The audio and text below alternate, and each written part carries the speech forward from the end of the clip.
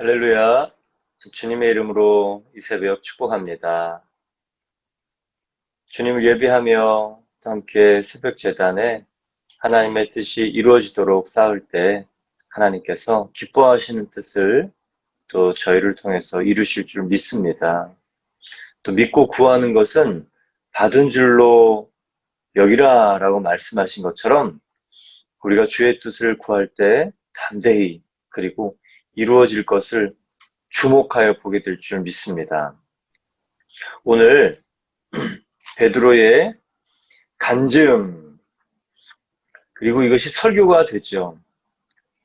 이 기적은 나의 능력이나 경건이 아니라 하나님이 하신 것이고 또 성령 받은 사람들에게 나타나는 일이니 놀라지 말라라고 얘기하고, 또 간증이 설교로 변환되는 포인트가 있었습니다.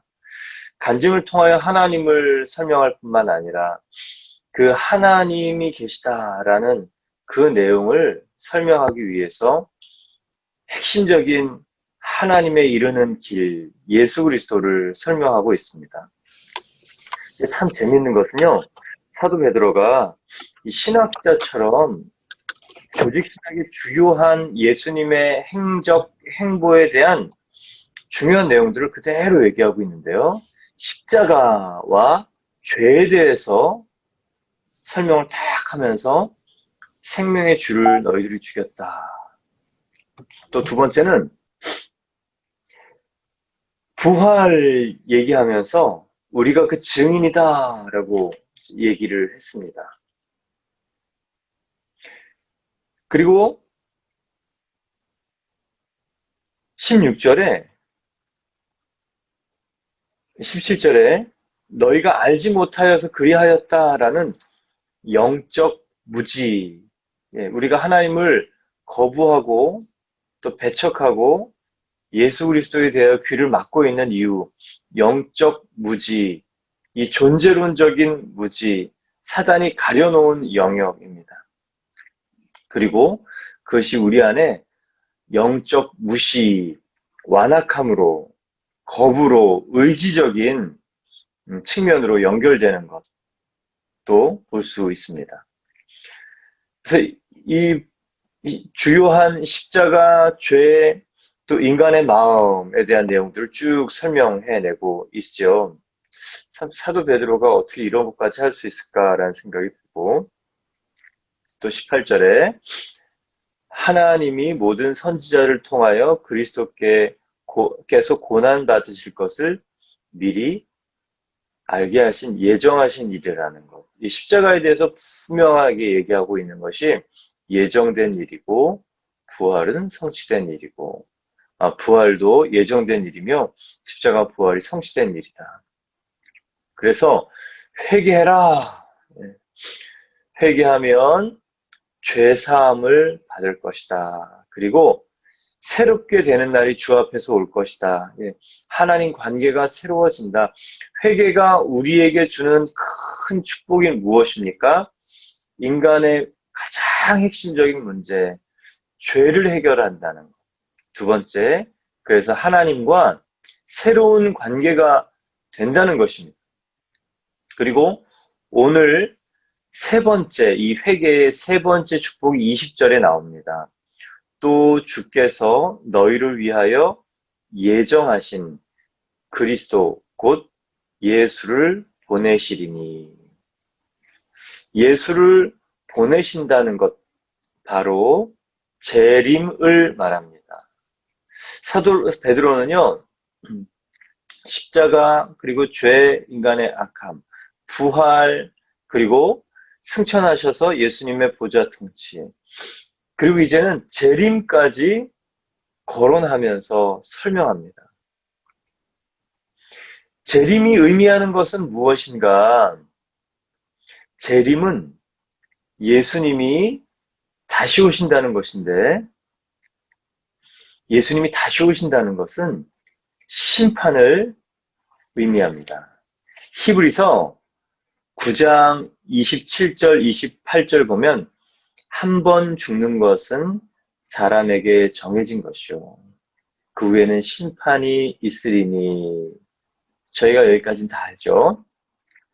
그 다음 28절을 보면 이와 같이 그리스도도 많은 사람의 죄를 담당하시려고 단번에 들이신 바 되었고 구원에 하기 위하여 죄와 상관없이 자기를 바라는 자들에게 두 번째 나타나시리라. 예수님이 첫 번째 나타나신 것을 초림이라고 합니다. 초림의 목적이 28절을 보면 많은 사람의 죄를 담당, 대속 이것이 예수님의 초림의 목적이었다면 이제 예수님이 두 번째 나타나시는 재림의 목적은 죄와 상관없이 예수님을 바라는 자들, 죄가 씻겨졌던 사람들, 회개를 통하여 하나님의 복음을 받고 죄사함을 받은 사람들을 구원에 이르게 하기 위함이다. 그래서 저와 여러분은요, 초림과 재림 사이를 살고 있습니다. 구원에 이르게 하기 위하여라는 이 완벽한 구원은 언제 되는가? 재림 때입니다. 그래서 초림과 재림, 죄사함을 받았지만 우리가 완벽한 구원을 이르는 이 재림 때까지 우리는 어떻게 살아야 되는가? 두렵고 떨림으로 구원을 이루어가는 삶을 살아야 합니다. 여기에 구원을 위해서 우리가 더 할 수 있는 것은 없습니다. 이미 예수님이 다 해놓으셨기 때문에. 그러나 예수님이 우리를 위해서 행하신 그 구원을 우리가 마음에 믿고 또 구원받은 사람으로 살고 구원의 열매를 맺음으로 두렵고 떨림으로 저와 여러분이 천국 입성하는 천국 백성 되기를 주님의 이름으로 축복합니다. 어떤 분은 물으세요. 목사님, 어떻게 사도 베드로가 이렇게 예수님의 미래의 모습을 확신적으로 설명할 수 있습니까? 왜 그랬냐면 예수님이 승천하시는 것을 베드로가 봤잖아요. 그리고 예수님께서 올라가시면서 너희가 본 그대로 하늘에 올려져간 그대로 다시 오실 것이다. 부활하셨던 그분이 다시 오실 것이라고 하셨기 때문에 재림은 부활과 연결이 있습니다. 많은 분들이 목사님, 베드로가 그것을 어떻게 확신 있게 얘기했습니까? 부활 때문에 그랬죠. 왜냐하면 부활은 죽은 자가 살아나서 하늘 땅에서 다시 하나님의 자리로 올라가는 승천과 연결된 사건입니다.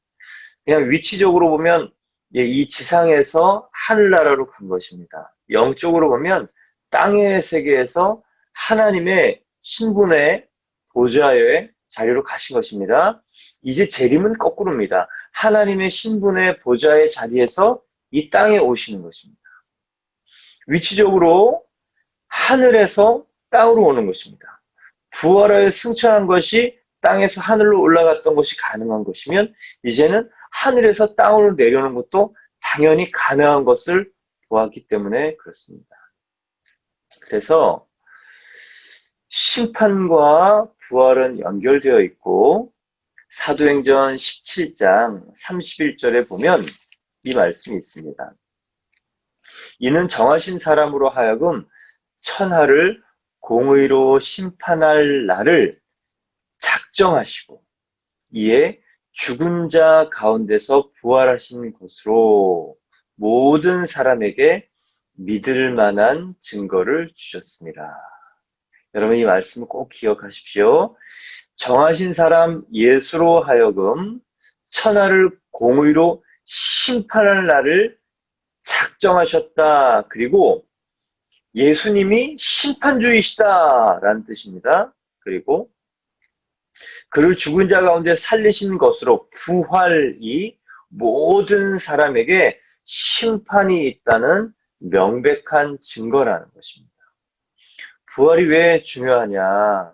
우리에게 새 생명을 주고 예수 그리스도의 그 새 생명 안에 있는 모든 권세와 신분이 우리에게 주어지는 사건이기도 하지만 그것이 끝이 아니라 영원한 새하늘과 새 땅의 천국 백성으로 사는 심판과 연결되어져 있다는 사인입니다. 사랑하는 성도 여러분, 그래서 우리가 두렵고 떨림으로 하나님 앞에 설날을 기억하며 하나님이 기뻐하시는 삶을 살기를 바랍니다. 오늘 이 재림이 의미하는 것은 예수님이 심판주라는 것이죠. 그러면 재림은 무엇을 위함이냐? 20절에 보면 너희를 위하여라는 단어와 만물을 회복시키실 때까지라는 말씀이 있습니다. 재림은 회복을 위한 것인데 오늘 회복의 대상이 두 가지가 나타납니다. 21절에는 만물의 회복, 모든 것의 회복, 그리고 또 하나를 다 기억해서 20절에 너희를 위하여, 다른 말로 하면 베드로의 회개를 듣고 베드로의 그 설교와 간증과 설교를 듣고 회개하여 하나님이 주시는 예수 그리스도 통한 구원을 받은 사람들이 이제는 영원한 천국 백성이 될 것을 말하고 있습니다.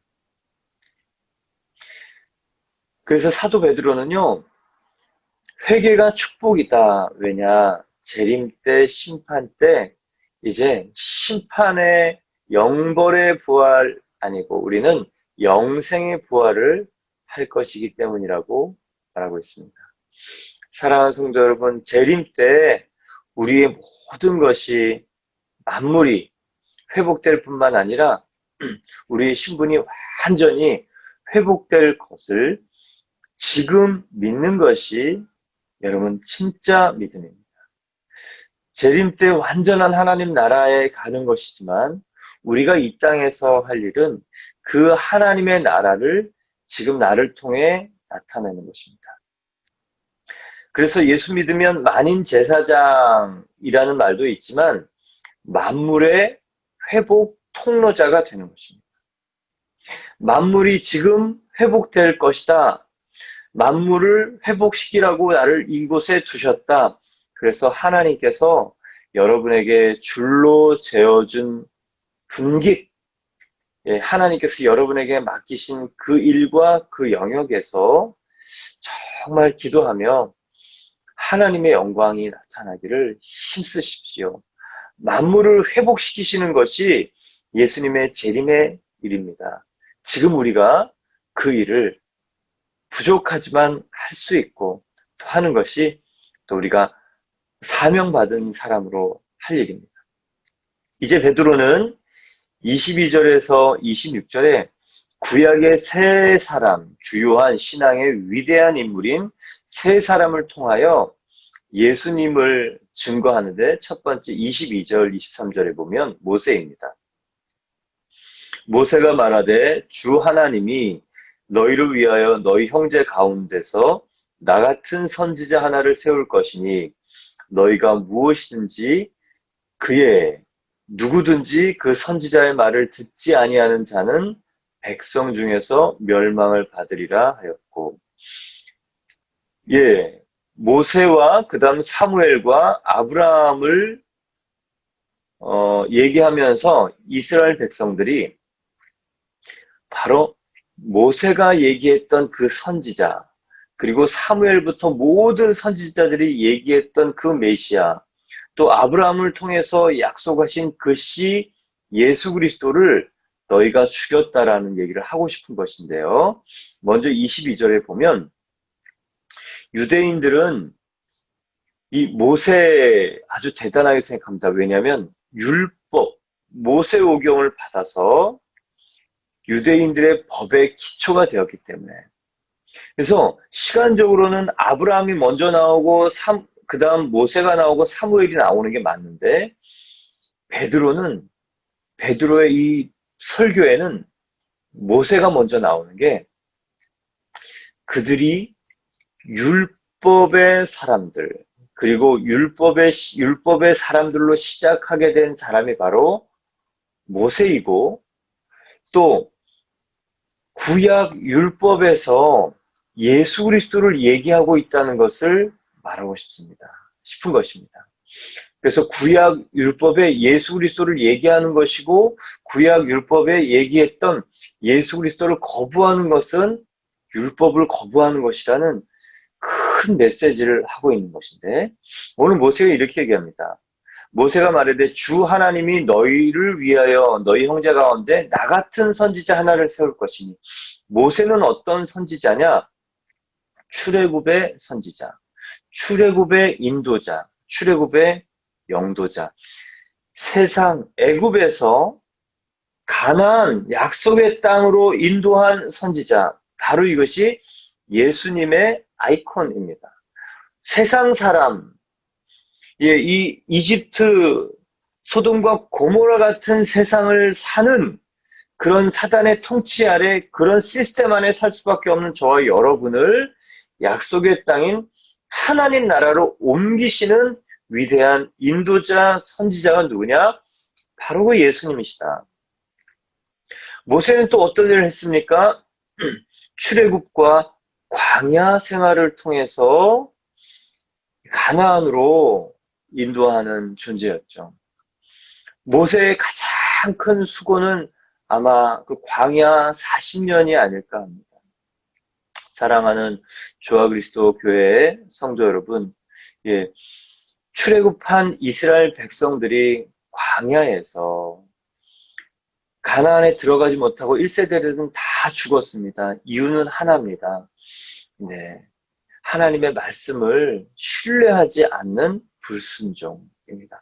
마찬가지로 예수 그리스도와의 구원을 이루신 그 일을 거부하고 신뢰하고 영접하지 않으면 이제는 멸망받게 될 것을 말하고 있습니다. 그러나 영접하는 자, 곧 그 이름을 믿는 자에게는 하나님의 자녀가 되는 권세를 주셨습니다. 신분하고 관계없이, 연령도 관계없이, 빈부, 귀천, 지위고와 관계없이 예수 그리스도를 내 마음 가운데 구원자여 주인으로 영접하면 생명의 구원을 주신다고 얘기했지만, 그 말씀을 믿지 않고 거부하면 오늘 멸망이 있다고 얘기를 합니다. 사도 베드로는 이 설교 때 유대인들의 눈높이에 너무도 잘 맞춘 역사적인 이야기를 합니다. 앞에 설교는 주제별로 했습니다. 십자가, 죄, 그리고 믿음, 부활, 재림.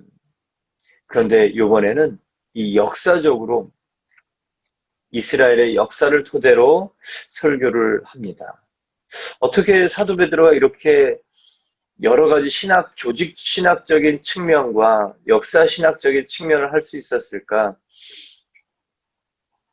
누가복음 24장에 보면요, 예수님이 너에게 말한 바 모세의 율법과 선지자의 글과 시편에 가리켜 나를 기록된 모든 것이 이루어져야 하리라 한 말을 이것이라 하시고, 그들의 마음을 열어 성경을 깨닫게 하시고, 또 이르시되 이같이 그리스도가 고난을 받고 제3일에 죽은 자 가운데서 살아날 것과 또 그의 이름으로 죄사함을 받게 하는 회개가 예루살렘에서 시작하여 모든 족속에게 전파될 것이 기록되었으니 너희는 이 모든 일의 증인이라. 40일 동안 말씀을 배워서 성령을 받고 이렇게 설교할 수 있다면, 저와 여러분이 이제는 성령의 시대를 살고 있는 저와 여러분이 40일 작정하고 성경 공부를 하면, 여러분, 저희가 주제별로도 예수님에 대하여 얘기할 수 있고, 그리고 한 사람의 눈높이에 맞춰서 이야기하여서 구원 얻는 선물을 줄 수 있다고 믿습니다. 왜 성경 공부를 해야 되는가? 우리는 이미 예수 그리스도를 가졌죠. 그렇지만 우리가 가진 것으로 끝나는 것이 아니라 성경은 너희는 이 모든 일의 증인이라. 증인은 본 것이 있고 들은 것이 있고 그것을 말하는 사람이 증인이기 때문입니다. 오늘 저 여러분이 베드로처럼 그런 이야기들을 잘 정리해서 할 수 있도록 예수 그리스도의 공생애를 먼저 잘 읽으시고 그리고 구약 또 선지서 또 넘어갈 수 있기를 바랍니다. 또 구약에는 선지서의 24절에 사무엘 때부터 이어 말한 모든 선지자도 이때를 가리켜 말하였느니라. 이 얘기 무슨 말이냐면요. 선지자, 초기 선지자 사무엘부터 말한 모든 선지자가 바로 예수 그리스도다. 이 얘기입니다. 이게 뭐냐면 예수님이 메시아다. 그리고 너희들이 죽인 사람은 바로 사무엘 때부터 말하고 예언한 바로 그 메시아 그분을 죽인 것이다. 그러니 5천 명이 이게 깨달아진 것이죠. 내가 무슨 짓을 한 것일까. 또 25절에 보면요. 너희는 선지자들의 자손이요 또 하나님이 너희 조상과 더불어 세우신 언약의 자손이라. 그리고 그 다음 얘기가 중요합니다. 아브라함에게 이르시기를 땅 위의 모든 족속이 너의 씨로 말미암아 복을 받으리라. 모세를 얘기했습니다. 또 선지서의 예언서에 사무엘을 등장시켜서 예수님이 메시아이신 것을 얘기했습니다. 또 이제 조상, 약속의 조상 아브라함을 통해서 하신 약속, 땅 위의 모든 족속이 너의 씨로 말미암아 복을 받으리라. 축복의 씨는 누구인가? 예수 그리스도를 말합니다. 여러분, 그래서 예수 그리스도 영접하면 축복이 있습니다. 영적인 축복이 있습니다. 내 영혼이 잘됨같이 영혼이 잘 됩니다. 그 다음에 범사가 잘 되고. 왜 그렇습니까? 예수님의 기준과 예수님의 가치로 내가 이 땅에 하나님 나라를 살아가는 하나님의 백성으로 살면 여러분 잘 살 수밖에 없습니다. 하늘의 원리가 더 상위법 원리고 그 원리로 이 땅을 살아갈 때 하나님의 원칙으로 살 때, 방법으로 살 때, 하나님을 경외하면서 살 때 여러분 이 땅에서 정말 성실과 충성과 은혜와 사랑의 사람으로 살기 때문에 여러분 이 땅에서 축복받을 수밖에 없습니다. 하나님 주신 열매가 있죠. 그래서 예수 믿으면 삶이 궁핍함에서부터 어느새 펴지고 또 마음이 펴지고 또 물질의 소유의 많고 적음과 관계없이 나누면서 부유한 삶을 살 수 있습니다. 예수 믿으면 우리에게 축복이 임합니다. 왜냐하면 하나님께서 인간을 만드신 이유도 복 주시기 위함이요. 노아의 홍수 때 끝나고 나서 첫 번째 제단을 쌓을 때 하나님이 다시 복을 주시며 말씀하셨고 또 아브라함에게 또 약속하신 것이 축복이기 때문에 그렇습니다. 그러나 그 축복의 순서가 중요한데 영혼이 잘 되고 그 다음에 우리 땅의 범사가 잘 되고 그 다음에 육신의 강건함이 순서인 거죠. 순서를 반대로 끼워서는 우리가 정말 주님이 주신 온전한 복을 누릴 수 없지만 영혼이 생명을 얻으면 우리가 나머지 것들도 정말 주님의 주시는 은혜 가운데 살게 됩니다. 사랑하는 성도 여러분, 그러나 우리가 안타까운 마음에 문제 해결을 위해서 예수 믿으면 이 일이 해결이 될 거야. 이 문제가 해결이 될 거야. 물론 해결시켜 주시지만 그렇게 얘기를 하면 이 사람은 땅에서 눈을 거두지 못합니다. 그럴 때 이렇게 얘기해야 합니다. 예수님이 이 문제를 해결하실지 또 해결하시지 않으실지도 모르지만 네가 이 문제를 통해 예수님을 붙잡으면 너에게 생명과 구원이 임하여 너와 내 가족에 정말 축복이 시작될 거야. 이 문제 해결을 통하여 하나님께 나아가기보다 이 문제를 일으키신 문제를 통하여 이 문제가 있지만 하나님을 붙잡기를 바래. 문제 해결을 목적으로 삼지 말고 하나님을 붙잡기를 바래. 여러분, 정확하게 이렇게 얘기해 주시면 그 사람이 마음의 준비를 합니다. 아, 그렇지. 하나님이라는 존재는 내 문제 넘어서까지 계시는 분이고 나는 그분을 만나야 되는구나.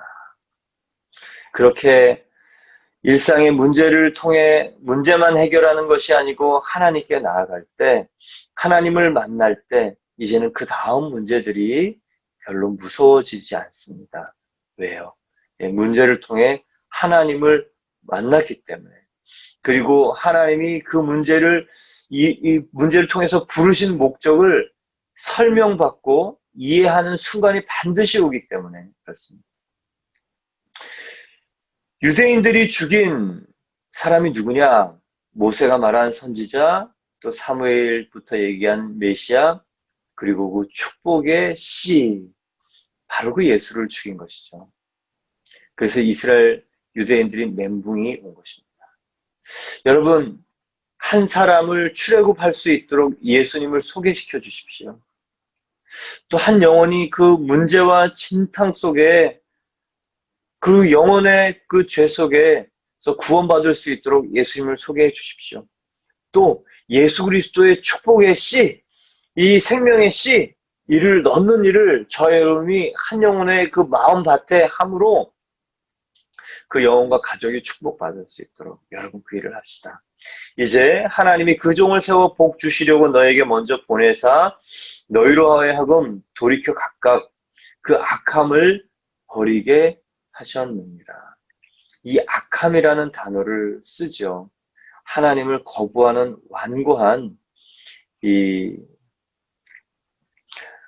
죄에 물든 특성입니다. 사단에 이 종속되어 사는 특성입니다. 빛을 거부하는 특성입니다. 이 마귀 자식의 특성입니다. 그래서 태어나는 모든 사람은요, 하나님의 축복 가운데 태어납니다. 그러나 본성적으로 악하다. 저는 대학교 때 예수님의 복음을 받을 때 이게 참 이해가 안 되고 싫었습니다.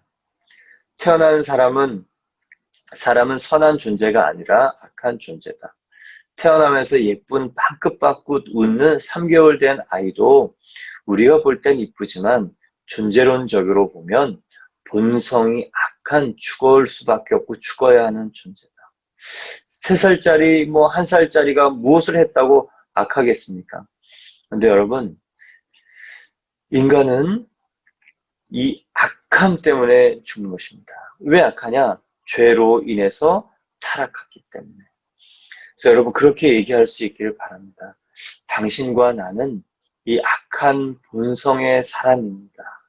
그러나 예수 그리스도로 말미암아 우리가 얻을 수 없는 선한 본성으로 새롭게 태어납니다. 이 악을 제하는 유일한 길은 예수 그리스도의 보혈입니다. 라고 여러분 예수님의 구원 사역을 설명할 수 있기를 바랍니다. 오늘 그 일이 사도 베드로를 통하여 5,000명의 10년 가운데 정말 회심의 역사를 일으켰습니다. 어떻게 40일 배우고 예수 그리스도의 그 생명의 꿈이 심겨질 수 있을까? 여러분 가능합니다. 그리고 좋은 교회, 사도행전적 꿈을 선포하는 교회 진짜 축복입니다. X29의 꿈을 심어주는 교회 진짜 좋은 교회입니다. 더 좋은 교회는 무엇이냐? 그것을 위하여 대가 지불하고 수고하는 성도들이 있는 교회입니다. 저는 하용조 목사님을 통하여 인생의 비전을 받았습니다. 그래, 교회, 하나님이 유일하게 이 땅의 소망이라고 말씀하신 유일한 기관, 생명을 구원하는 기관, 정부의 또 군대의 또 권력의 또 은행에 하나님이 소망이 있다고 말씀하시지 않고 교회에 이 땅을 변화시킬 소망이 있다고 말씀하신 저것.